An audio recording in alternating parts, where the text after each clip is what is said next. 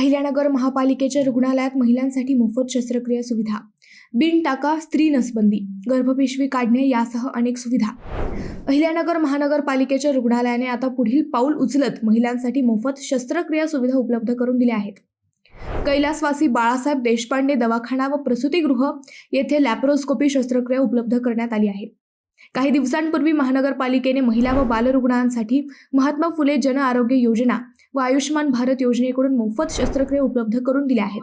त्याला चांगला प्रतिसाद मिळत आहे.